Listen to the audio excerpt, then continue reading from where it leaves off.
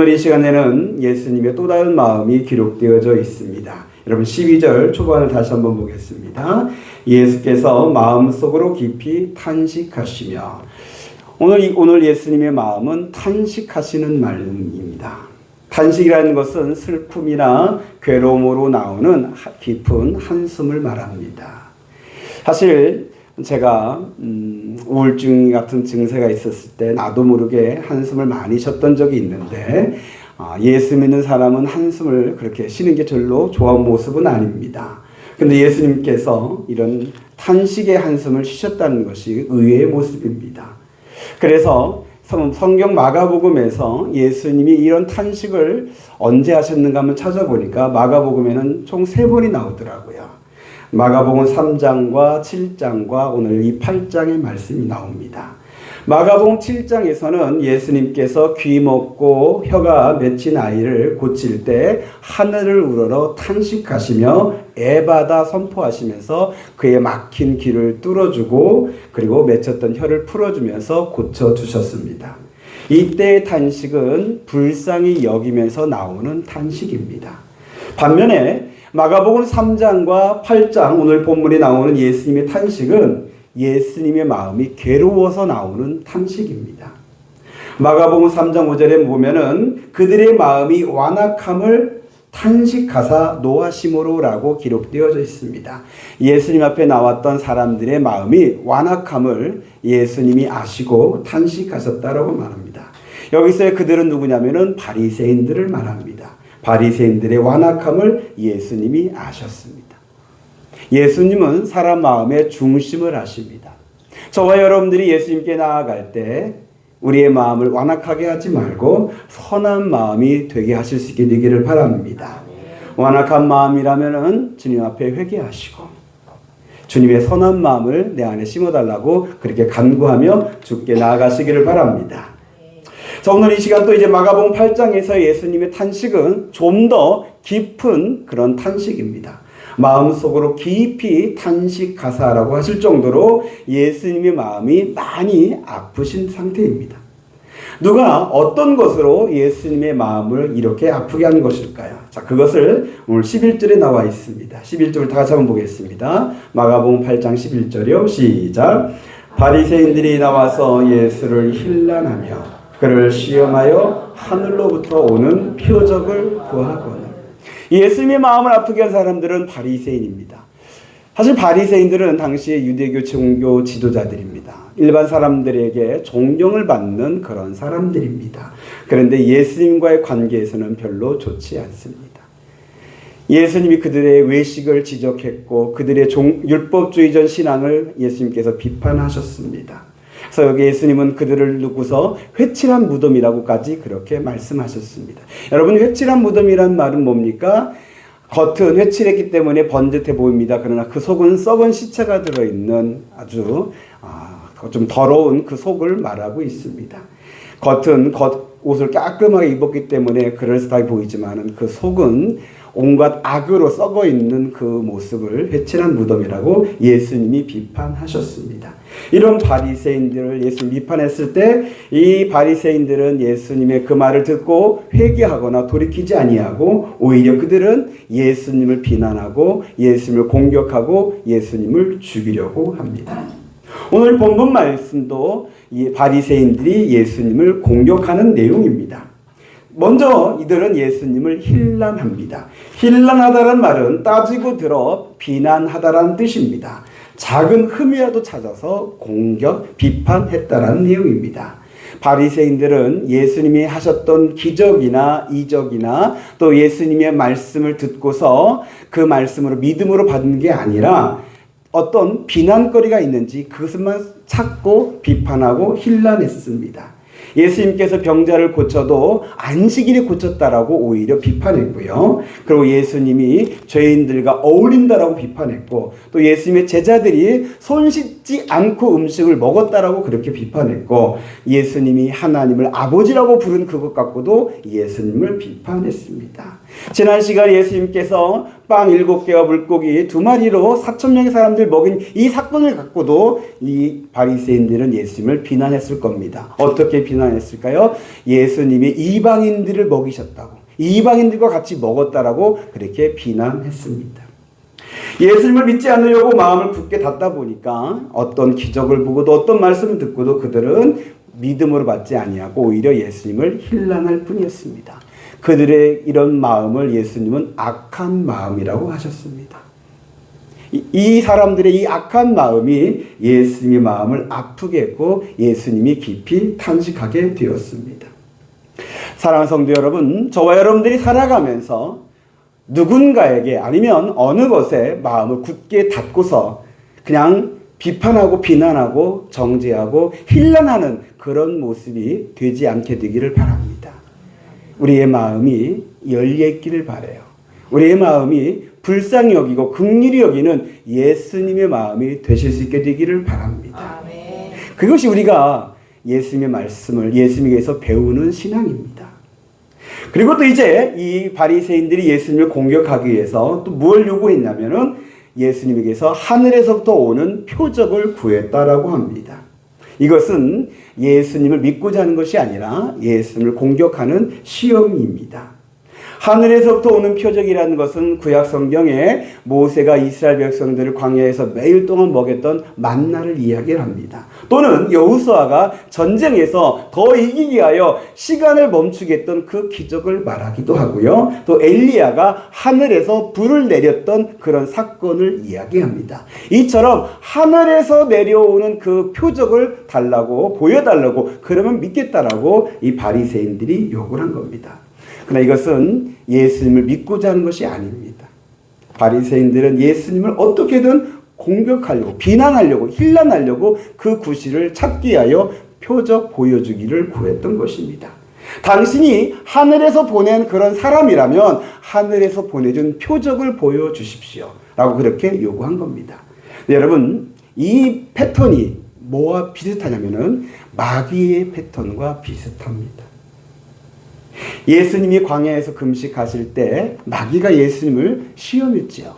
근데 그때 마귀가 뭐라고 말했냐면 당신이 하나님의 아들이여든 이 돌들을 명하여 떡덩이가 되게 하라고 그렇게 유혹했습니다. 마귀는 예수님이 하나님의 아들인 그것 갖고 예수님을 시험하고 공격했지요.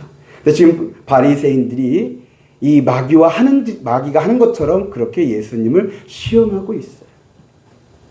바리새인들이 자기들이 마귀짓 하고 있는지도 모르고 그렇게 마귀짓을 하고 있는 거예요. 사람이 마귀짓을 하고 있으니 예수님의 마음이 얼마나 아프겠어요. 그래서 예수님의 마음이 깊이 탄식했다 했습니다. 여러분, 저와 여러분들이 조심해야 할 것이 있어요. 나 자신도 모르게 내가 마귀짓을 할 때가 있어요. 여러분, 신앙생활 하면 우리가 천사와 같은 모습을 하고 천사와 같은 일을 해야 하는데 다른 사람을 시험에 들게 하고 교회를 흔들거나 가정을 무너지게 하는 그런 마귀짓을 내가 할 수도 있어요. 간절히 바라고 원합니다. 여러분, 마귀에게 틈을 주지 않기를 바랍니다. 그리고 혹시나 여러분의 생각에 마귀의 악한 생각이 들어오거든 그걸 품지 마시고 그렇게 여러 마귀의 생각에 지배당하지 마시고 예수 이름으로 물리치시기를 바랍니다. 저와 여러분들이 마귀의 도구가 되지 아니하고 나 때문에 교회가 흔들리거나 가정이 무너지는 그런 악한 모습 생기지 아니하고 오히려 다른 사람들에게 복음을 증거하고 교회를 든든히 세워가고 가정을 더 평화롭게 하는 그런 천사와 같은 주의 자녀들이 되실 수 있게 되기를 예수의 이름으로 축복합니다. 자, 이 바리새인들이 예수님께 표적을 보여달라고 구했는데 예수님은 아무 표적을 보여주지 않겠다라고 말씀하시고 그곳을 떠나갑니다. 여기까지가 오늘 본문의 내용이에요. 근데 이 마가복음에서는 예수님이 그냥 아무것도 안 보여주고 아무 말씀도 안 하시고 그냥 떠나간 것으로 이제 기록되어져 있는데 같은 사건을 기록하고 있는 마태복음 16장에서 예수님이 떠나가시기 전에 한 말씀을 더 하셔요. 그 말씀이 뭔가 보겠습니다. 마태복음 16장 4절입니다. 시작. 악하고 음란한 세대가 표적을 구하나 요나의 표적밖에는 보여줄 표적이 없느니라 하시고 그들을 떠나가시니라. 자, 그들에게서 예수님이 떠나가시는데 떠나가시기 전에 하나 표적을 보여주겠다. 내가 보여줄 것은 이거 하나밖에 없다고 말씀을 하셔요. 그 표적이 뭐냐면 요나의 표적이라 그랬어요.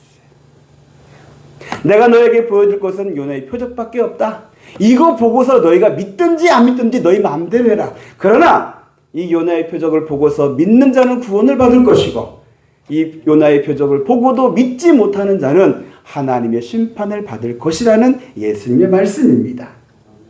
자, 그러면 예수님께서 보여준다고 하셨던 그 요나의 표적은 무엇일까? 여러분, 요나, 구약 성경 요나서에 나오는 이스라엘의 선지자예요. 그 요나가 겪었던 그 하나의 사건이 요나서에 기록되어져 있지요. 요나에게 하나님의 말씀이 임하였어요. 하나님께서 사명을 주신 거예요. 그게 뭐냐면 니느웨로 가서 하나님의 심판의 경고의 메시지를 전하여서 그들이 심판받지 아니하고 하나님께 돌아오라는 그 말씀 메시지를 전하라고 하나님의 사명을 받았어요. 근데 니느웨는 어떤 곳이냐면은 당시 이스라엘을 괴롭히는 아시리아의 수도예요. 이스라엘과 적대국의 관계예요. 요나도 인간인지라 우리를 괴롭히고 있는 저 아시리아가 망하길 바라는 거예요. 하나님의 이 말씀을 저들이 듣고 회개해서 구원받기를 원하지 않는 거예요. 그래서 하나님의 말씀에 순종해서 니느웨로 가지 아니하고 니느웨 반대편인 다시스로 가는 배를 타고 도망갔어요. 그렇게 배를 타고 도망가는 도중에 바다 한가운데에서 큰 풍랑을 만났어요. 그래서 이제 배가 자초될 위기에 처했습니다. 이때 이제 배에 있던 선장이나 선원들이 하기를 신이 노했다.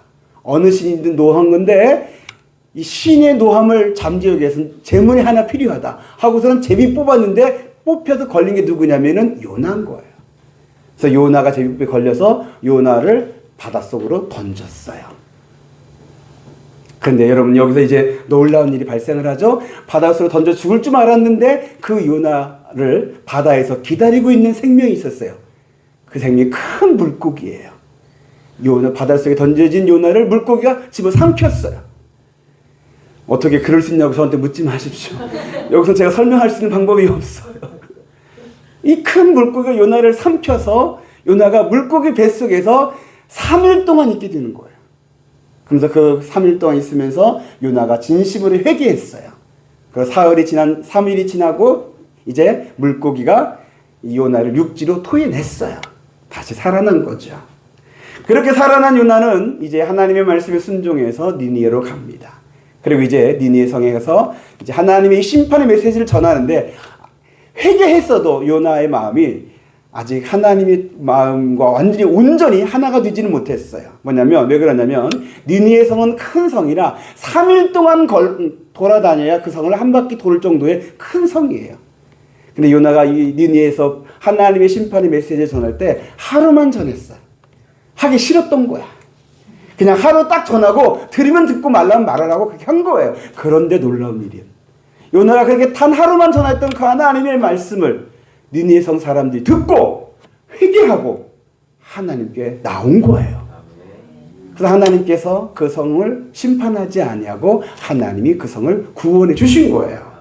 이게 요나서에 나와 있는 사건이에요. 예수님께서 이 사건을 통해서 요나의 표적을 보여주겠다라고 말씀하신 거예요.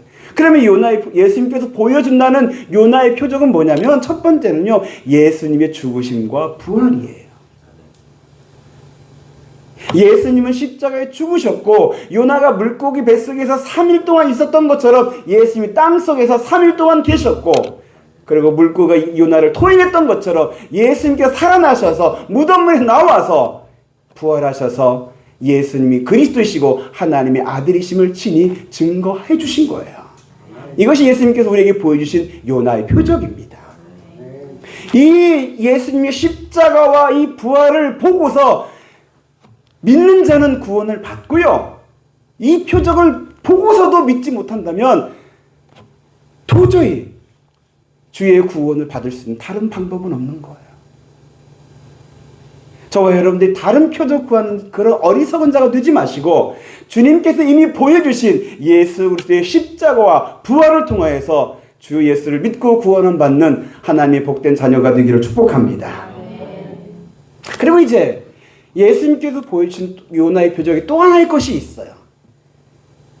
여러분, 예수님께서 이 요나의 표적 이야기하면서 말씀하셨는데 이 요나가 물고기 뱃속에 4일 동안 있다가 나온 이것만 이야기하신 것이 아니라 이제 살아난 요나가 니느웨 성 가서 선포했더니 많은 사람들이 그 말을 듣고 회개해서 구원을 받았다는 그 얘기까지 하면서 예수 그리스도의 십자가와 부활을 통하여서 예수님이 그리스도이심을 심히 증거하고 그 예수님을 믿는 자들이 전하였던 이 복음을 듣는 자는 누구든지 다 구원함을 받는다는 것, 예수 구원이 임하여 준다는 것, 이것을 말씀을 하셔요.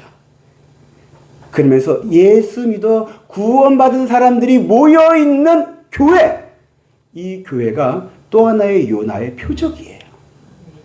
예수님께서 보여주고자 하신 것이 요나의 표적이 또 하나가 바로 이 교회예요.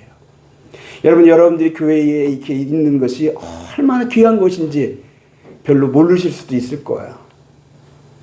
뭐 다 교회 주일날이면 교회 가니까 나도 교회 간다 이렇게 생각하실 수도 있을지도 몰라요. 그런데 여러분 아니에요. 저와 여러분들이 2000년이 지난 이스라엘에서 아주 먼 이곳에서도 예수를 믿어 구원받아 이 교회가 세워지고 이곳에서 신앙생활하고 있는 게 얼마나 놀라운 건지. 여러분 2000년 동안 교회에 얼마나 많은 위기가 있었는데 박해가 있었고 환난이 있었고 여러 문제도 있었는데도 그럼에도 불구하고 교회가 오히려 더 든든히 세워져 가고. 전 가끔씩 예전에 이런 생각을 해봤었어요. 세상에 많은 사람들이 예수를 믿는데 그 사람들은 도대체 뭘 보고서 예수를 믿을까? 예수 믿는 사람들은 박사도 있고 높은 사장도 있고 회장도 있고 낮은 사람도 있고 뭐 많이 배운 사람도 적게 배운 사람도 있는데 그 모든 사람들이 어떻게 무엇을 보고서 예수를 믿는 걸까? 도대체 뭔가 있는가 보다. 그렇게 생각한 적이 있거든요. 근데 그 사람들이 그렇게 예수를 믿게 되는 것이 예수님께서 보여주시겠다라는 요나의 표적이었던 거예요. 사랑하는 성도 여러분, 교회는 그냥 이 겉모습은 건물이 세워지고 우리가 모인 이것이 교회 전부라고만 생각하지 마십시오. 이 교회를 세우기 위해서 예수님께서 역사하신 거예요.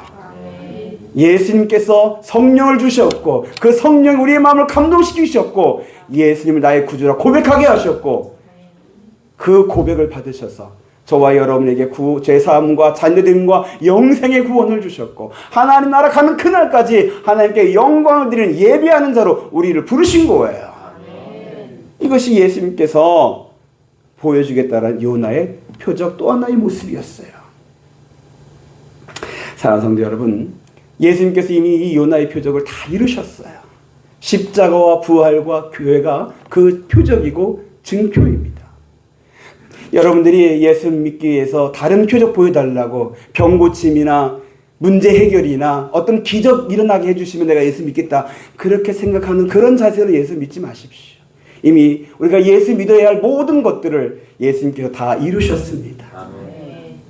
예수 십자가와 부활을 보고서 분명하게 예수를 믿으시고 예수 안에 거하시고 그 예수 요나의 표적했던 교회를 통하여서 하나님 영광을 하나님 나라를 누리는 주의 복된 자녀 되시기를 우리 주 예수 그리스도 이름으로 축복합니다.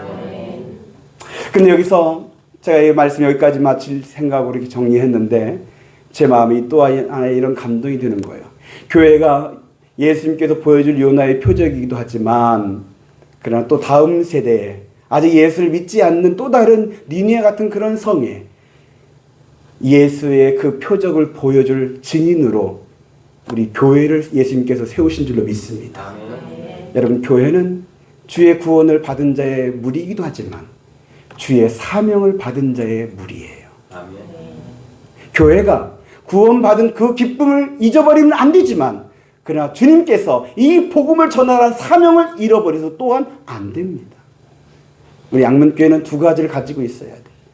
주 예수의 구원의 기쁨과 주님께 내게 주신 사명을 갖고 있게 되기를 바랍니다.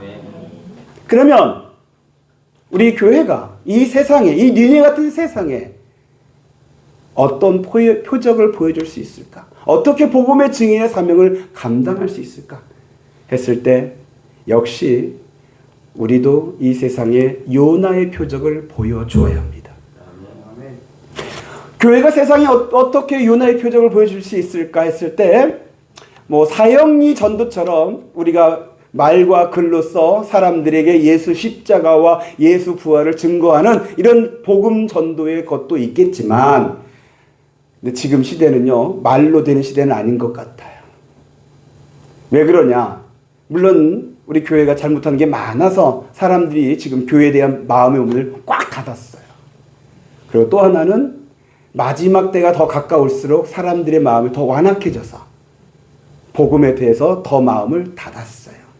전 세계적으로 사람들의 관심이 신앙에는 아주 관심이 없대요. 이제 정말 무엇을 먹을까, 무엇을 마실까, 무엇을 입을까, 무엇을 즐길까에만 더 관심이 있고, 어떤 것이 진리이고 어떤 것이 생명인지 이런 거에 대한 별로 관심이 없는 시대예요. 이런 시대에, 이 악한 시대에 교회가 복음의 증인으로서 보여줄 수 있는 것은 역시 이 요나의 표적이라는 거예요. 그럼 우리가 어떻게 요나의 표적을 보여줄 수 있느냐? 예수님께서 보여주셨던 그 십자가와 부활이 우리 교회에 나타나야 돼요. 그 십자가 부활을 나타낸다는 게 어떠냐? 내가 십자가에 죽어야 하는 건가? 여러분, 우리나라 몇 년 전에 우리나라 저 문경에 어떤 분이 십자가에 매달려 죽었어요. 별로 여러분 뉴스 보셨나요? 예, 네, 죽었어요. 근데 그거 보고서 예수 믿는 사람은 하나도 없어요. 괴괴하게 여기고 이상하게 여기고 사건으로 여기서 전도가 안 됐어요. 지금 그렇게 죽으면 안 돼요. 그걸 말하는 게 아니에요. 그럼 예수 십자가 그럼 어떤 거냐? 성경에 보니까 내가 그리스도와 함께 십자가에 죽었다는 이 복음, 이것이 저에게 여러분에게 이루어져야 돼요. 내 혈기가 죽는 거예요. 내 자존심이 죽는 거예요. 내 욕심이 죽는 거예요. 세상 사람들은 그것 갖고 사는데 우린 그게 십자가에 죽는 거야. 그럼 세상 사람들과는 다른 거잖아요. 그것부터가 다른 거예요. 세상 사람과 똑같은 모습으로 살면은요, 요나의 표적을 보여줄 수가 없어요. 당신이 왜 그렇게 살아오면은 나는 그리스도와 함께 십자가에 죽었습니다. 이렇게 말할 수 있어야죠. 그래서 로마서 6장 11절에 나는 죽고 예수가 사는 것으로 인정하라 그랬잖아요. 내가 그리스도와 함께 십자가에 죽은 것으로 인정하라 그랬잖아요. 저와 여러분들이 이렇게 예배를 드리고 말씀을 들으면서 내가 그리스도와 함께 십자가에 죽었음을 인정하시기 바랍니다. 그리고 혹시나 욕심이 생기거나 또 화가 나거나 아니면은 자존심이 딱 올라설 때 믿음으로 선포하십시오. 나는 그리스도와 함께 죽었습니다.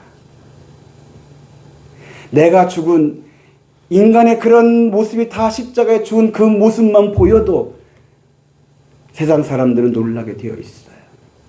근데 이것만으로는 부족합니다. 또 하나 것이 있어요.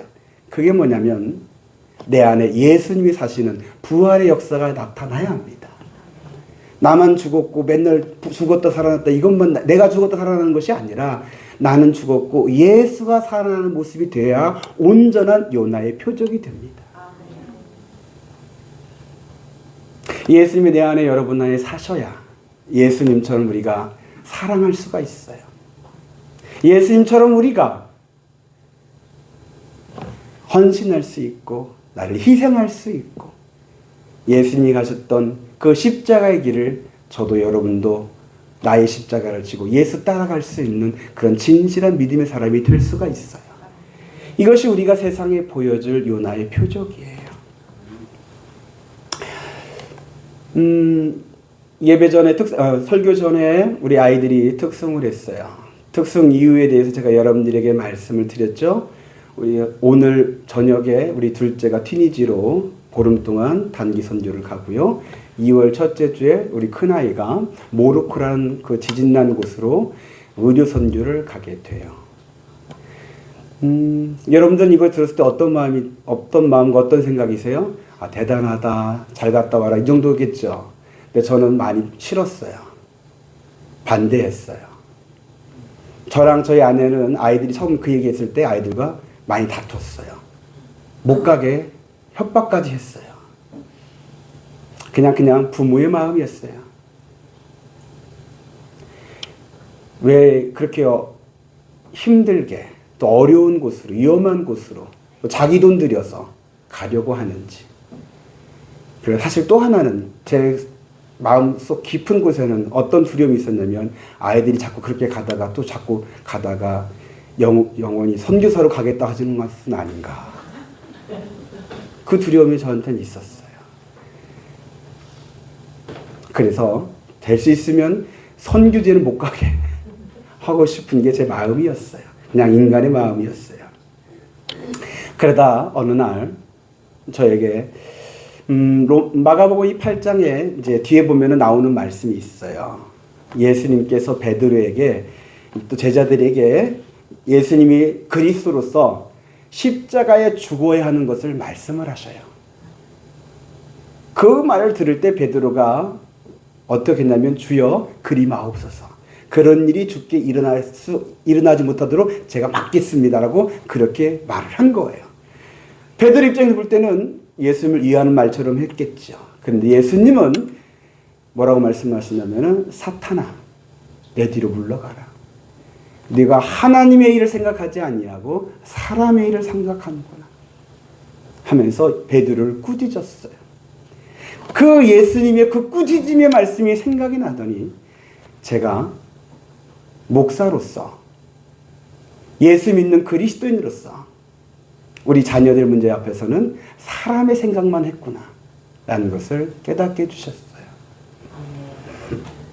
그러면서 지금까지는 제가 저희 아이들을 놓지 않으려고 했죠. 제 품 안에서만 키우려고 했고 그 안에서 행복하게 살기만을 바랬던 게 제 마음이고 욕심이었어요. 내 주님은 내려놓으라고 하시는 것 같아요. 그래서 나는 그리스도와 함께 십자가에 죽었습니다라고 내 스스로에게 말을 하고 그리고 내 안에 예수로 충만케 해달라고 간구를 했어요. 그리고서는 아이들이 떠나는 것을 허락했고요. 그리고 내 손에 움켜잡았던 아이들을 주님께 내놓았습니다. 이제 주님이 하실 일을 기대하고 있습니다. 글쎄요, 이게 저에게는 쉬운 결정은 아닙니다. 저의 가정사를 아시는 분은 아시겠지만 저의 형들이 일찍 세상을 떠났기에 자녀라는 가족이라는 것이 저에게는 너무 소중했습니다. 근데 그 가족을 자녀를 내놓는 게 쉬운 일은 아닙니다. 근데 여러분 우리가 신앙생활하면서 예수님만 십자가에 짓고 가게 하시고 저와 여러분들은 예수님께서 십자가에서 흘리셨던 그 보혈의 은혜만 받고서 떡고물만 얻어먹고서 신앙생활을 하겠다는 것은 굉장히 이기적입니다.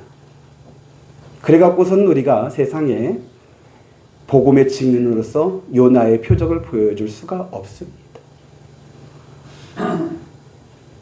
주님께서 우리에게 보여주셨던 것처럼 나를 내려놓고 나의 십자가를 지고 예수 따라가는 게 그것이 구원의 길이고 그것이 오히려 생명의 길이고 부활의 승리의 길임을 우리에게 직접 보여주셨습니다.